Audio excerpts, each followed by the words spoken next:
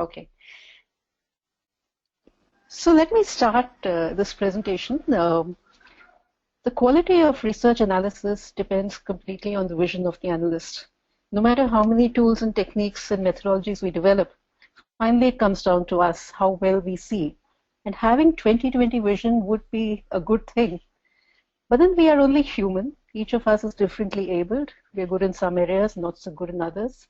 And each of us brings a different sort of vision to the table and different. The idea of the paper was to understand the different flaws that we have in our vision when we analyze, and how do we tackle these flaws. Now, as you know, if one goes out looking for flaws, one finds plenty.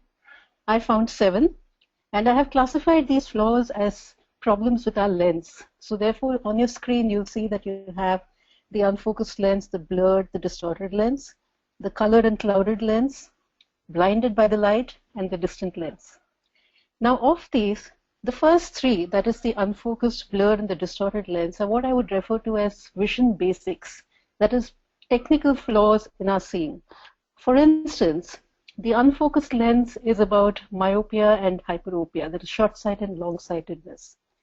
Now, myopia is a case where we get so lost in data that we are not able to see the big picture.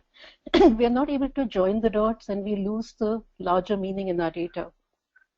The opposite problem happens in the case of hyperopia, where we might just skim over our data and provide a larger picture, but with very little detail or very little supporting input, which supports the story that we are telling. So this is about a lens that is not very focused. The next type of flaw, or rather set of flaws, is around the blurred lens, which leads to color blindness and color hypersensitivity. So what could these be? When we are analyzing our data, we need to be able to discern nuances and shades. We need to be able to intelligently classify and put our data together in different boxes and so on. So this gives us a good quality of emerging picture. Now, if we don't do it very well, that's when we are colorblind. The little picture on your left is color blindness, where we don't do enough slicing and so on. So as a result, what we have is very bland outputs, and which doesn't give you much detail. On the other hand, you could be a researcher who sees so many nuances in your data that when you put it together, there is just confusion. There is over-slicing and confused outputs that you provide. So this leads to a blurring of the lens. Now, the next type of vision problem that we could face is the distorted lens, which is astigmatism. Now, what is astigmatism? Now, astigmatism is where you may have put the picture together. You may have understood the nuances and the detailing and drawn the picture, fine. But you may not have represented it proportionately. So you may have distorted some parts of your data and underplayed other parts. So these basic flaws, that is the vision basics, are technical problems with our seeing. And these are problems that come about probably in younger researchers, but they do persist in older researchers as well and could become chronic. Now the question is, how do you deal with this? Now there is no easy answer or no pat way in which you can really deal with these problems. It's a constant cycle of diagnosis and correction. Now diagnosis is a huge challenge in this case. So how do you diagnose the problem? Now, it may help us if we can have a self-analysis review questionnaire at the end of each study. Now, in the case of a diagnosis of myopia, the questionnaire could have questions like, did my data provide strong conclusions and directions? Were my findings data heavy? Or in the case of the hyperopia disorder, if you can call it a flaw, a disorder of that nature, was my analysis granular? Did I consider anomalies? Was there adequate evidence for my findings? It would also help to have outsiders review your work, and this could lead to a diagnosis of myopia and hyperopia. And how do we solve the issue? What are the interventions that we can have? Now, in both cases of myopia and hyperopia, we need to be trained into big picture thinking that is grounded in fact. Now, in the case of myopia and hyperopia actually represent 2 different perspectives on how we do analysis. So one is an inductive and the other is a deductive method of analysis. Myopic researchers are those who love detail. and they don't really like to come out of the detail and give you. They don't like to fly kites. They don't like to go very far out of the data or take big risks. Hyperopic researchers are the opposite.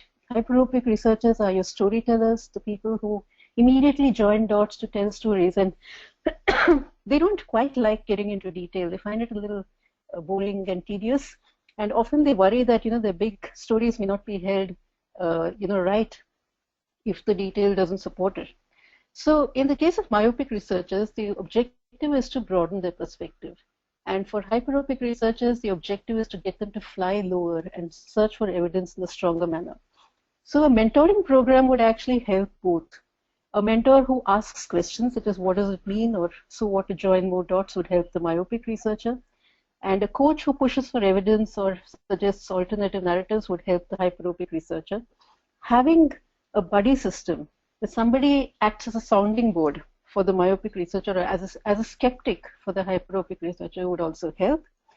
Additionally, you could have a system where you provide people with a little bit of time immediately after the project. For instance, for myopic researchers, a little break after the fieldwork would really help them to collect their thoughts and find their perspective.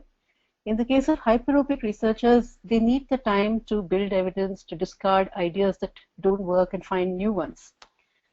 Now, everybody possibly in the early stage of their career would need some formalized training on how to think big picture, because this is a challenge, and this is something that possibly needs to be learned. Now let's move on to how we tackle distortion, that is our astigmatism. Now again, a diagnosis would help. A self-analysis review at the end of a study would help. Did I overplay some parts? Did I underplay others? Did I have trouble merging data? And having somebody look at your work occasionally would also help to diagnose astigmatism. But managing astigmatism is quite a challenge, because astigmatism is basically about merging in proportion, or wrong merging in proportion. Now there are a few issues that arise in astigmatism. One is overrepresenting the majority, particularly in small sample size studies.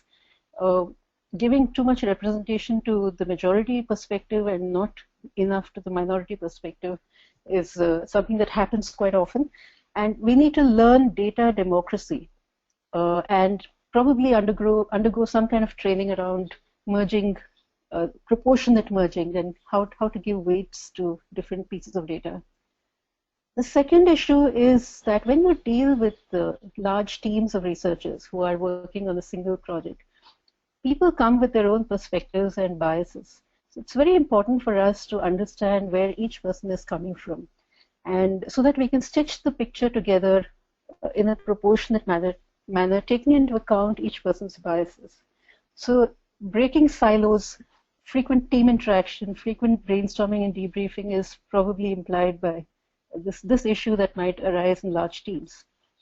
The third type of problem is a growing one, where today we are merging data of different types, not just qualitative and quantitative data, but today we are integrating data from multiple sources, like social listening with quantitative data, with qualitative, or big data, or even informal inputs or sales data to stitch together a big picture.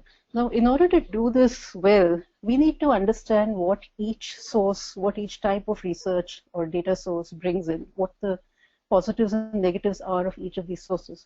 And only then can we merge these pieces together and form a meaningful and proportionate picture. In order to do this, we need to possibly have an ongoing methods training program, because things are evolving as we speak. And also we need to have within a team a common merging principle, so we can do this proportionate merging in a good way. So these were our vision basics, the basic problems with the flaws in our vision that we have, which are technical in nature. Now I'm moving on to two different flaws, which are around our biases and our blind spots, the colored lens and the clouded lens. Now, we would not be human if we didn't allow our personal, cultural, and professional experiences to color the way that we saw the world and the way we analyzed. In fact, a lot of people believe, and in fact, it's a fact that a lot of these biases that we carry with us are good biases because they give us context, they enrich our analysis and give us a head start to our analysis, in fact, make it more efficient. But then we could fall prey to what is called the confirmation bias. The confirmation bias simply says that once you have a theory in your head, you're likely to see things, notice things that confirm what you know rather than things that disconfirm it. And if you have been working with a category or a brand for a very long time, you could develop the syndrome called the "this I already know" syndrome, the TIAK syndrome. This simply means that you stop seeing anything new in the data. You develop a blind spot because you believe that you already know. You anticipate findings, you start to feel tired, and you believe there is no incremental insight. And in fact, you do produce no incremental insight. And if that is the case, then the client may be justified in saying this, that, we knew that already. It seems like we didn't need to do the research after all.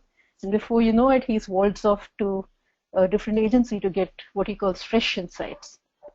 So this is a serious problem that may develop with which most of us probably already face without knowing it.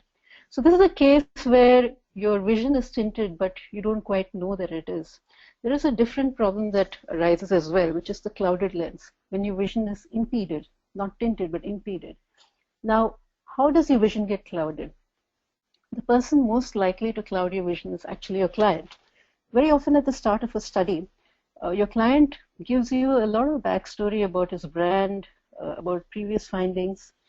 And in the case of very large clients, very research-savvy clients, they build a huge body of knowledge around their brand and category, and in fact even build a vocabulary around it. And often the credibility of your findings lies in how well you fit into their framework. So this puts an enormous pressure on you. And in fact, clients suffer from the TIAK syndrome, maybe even more than agencies do. So if you have disconfirmatory findings in the data that you're getting from your most recent research, now you may find you would have to be very confident indeed to stand up and say that, this is what I found and that's contradicting what you have already. This is where we come to the second issue in our clouding, which is clouded by doubt. A lot of researchers, particularly in qualitative research, because your sample sizes are very small, people don't quite have that confidence to stand up and say that, this seems to be what's happening and this contradicts your findings. So we don't trust our eyes. And sometimes it's even the problem with the fieldwork that's being done, the quality of fieldwork that we've done, or the field that's been provided to us. So your colored lens and the clouded lens affect the objectivity with which you do your work. Now, how do you diagnose it? In this case, the diagnosis is very important because especially in the case of the colored lens, the diagnosis may not be very clear. So in your self-analysis review, there are some key questions that you could ask yourself. Was I anticipating answers to my questions? Did I learn anything new? Did my client find fresh insights? Did I feel bored? Were all my hypotheses ratified? Did I discount findings that were new as outliers? And it would be good to have a periodic outsider review.